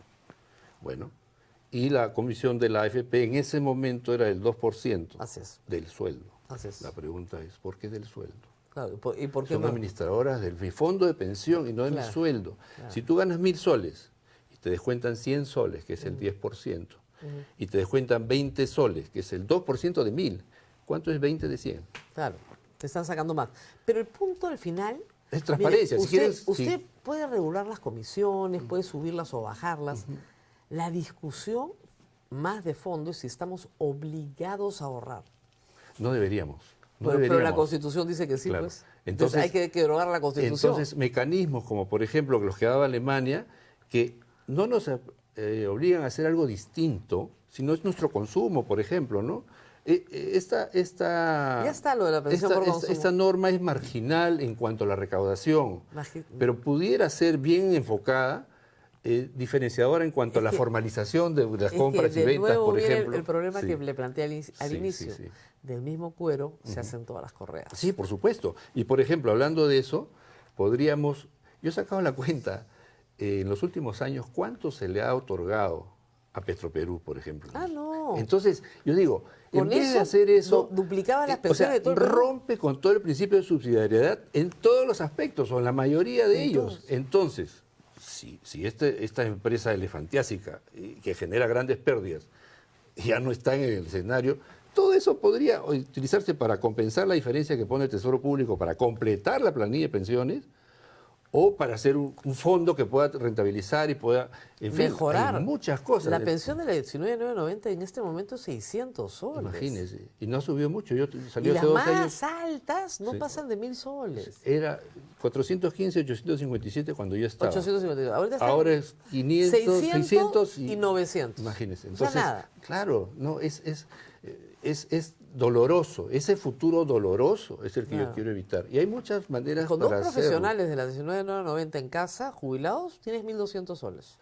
Yo la próxima Y semana... de ahí, bueno, tienen seguridad social, eso Así sí, es. porque tienen salud, pero de ahí ellos tienen que haber ahorrado durante su vida para su techo, ¿no es cierto? Para tener un techo sobre la cabeza, tienen salud, pero esos 1.200 soles tienen que comer, tienen que vestirse, tienen que transportarse.